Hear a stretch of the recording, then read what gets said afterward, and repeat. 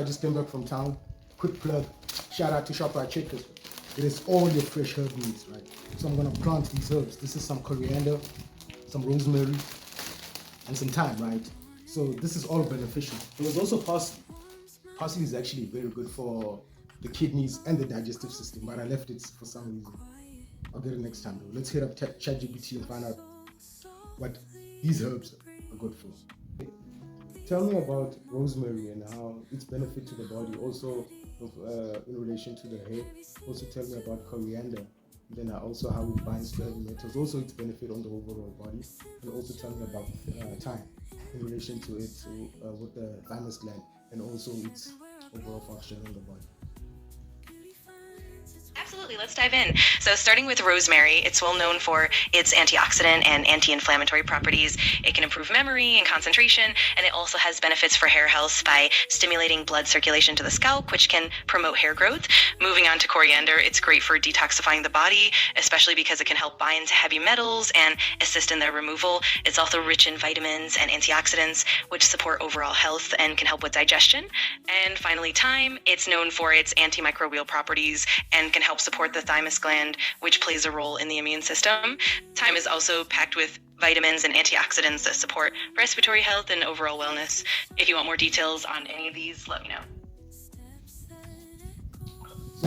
So I've always been an artist at heart, right? I've been making my own flower pots, right? I've been making my own. This is made from my old underwear, a true definition of a recycle artist. So this is all of my old drum pots. This is all my own drum pots, right?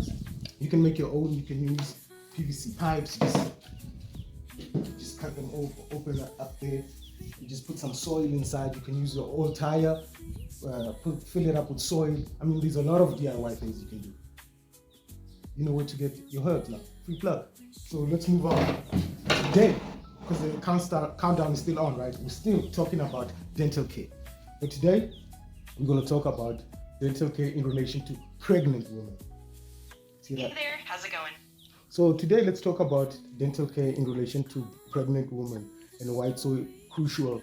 And then tell me what happens if there's actual gum disease and what it can cause to the placenta, if it can cause gastral diabetes, low birth rate, low weight birth, and then preterm birth, all these side effects that can happen from infection from the tooth to the placenta, and what it can cause later on as the child grows or as the mother grows, like later on in life. Absolutely. Dental care during pregnancy is super important. Pregnancy can actually increase the risk of gum disease because of hormonal changes that can cause gums to become more sensitive and inflamed. If gum disease like gingivitis or periodontitis is left untreated, it can lead to more severe issues. One of the risks is that the inflammation and bacteria from gum disease can enter the bloodstream and affect the placenta. This can potentially lead to complications like gestational diabetes, low birth weight, and even preterm birth. Over time, these complications can impact the child's development and the mother's health as well. So maintaining good oral hygiene, regular dental checkups, and addressing any dental issues promptly during pregnancy is really key for both the mother and the baby's well-being. If you want more specific details or have more questions. What about gastral diabetes? Gestational diabetes is a type of diabetes that can develop during pregnancy, typically around the second or third trimester. It happens when the body can't produce enough insulin to handle the increased blood sugar levels during pregnancy. When gestational diabetes occurs, it can lead to a higher risk of complications for both the mother and the baby.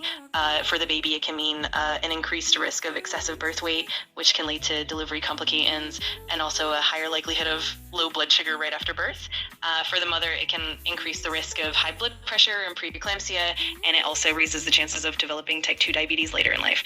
Proper management, like maintaining a healthy diet, regular physical activity.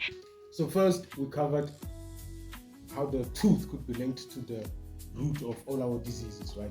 Second, we covered what all these things we put on our tooth could cause, right? Third, we covered how dental care is so crucial in pregnancy.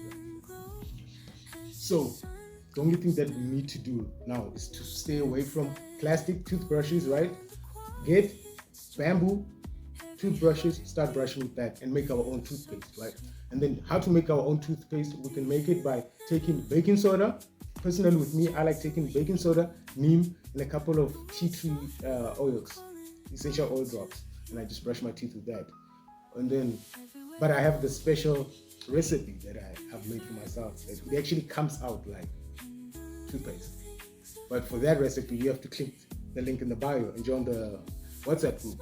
So the countdown still is on. So for you, just a quick ad. And then now, where was that? And then so it was the neem and the oil. And the second, you can do oxygen therapy, which is taking food grade hydrogen peroxide, putting a few drops of that in water, purified water, distilled water, and then not drinking the water, no, just swishing the water in your mouth, then throwing the water out. And then you can do coconut pollen, where you take coconut oil and then swish that in your mouth. But side note, if you have STIs, whether HIV, HSV, like all these STIs, that come with a glycoprotein, a parasite, but act like a virus, right? I'm gonna have to teach you about these viruses that act like glycoproteins, but come with parasites. Okay, moving on. So if you have STIs, right, stay away from coconuts, nuts, seeds, and avocados, because they are rich in L-arginine, and L-arginine feeds the parasites and helps it multiply. So you need to stay away from that and eat foods that are rich in lysine. So and then so I've showed you how to make the toothpastes, how to swish, how to play it out, clean your mouth with the presses, that there are therapies, different therapies, right? Now that I have work to do, I have plant pots to finish painting so I can plant my plants. I have books to stuff. I got work to do.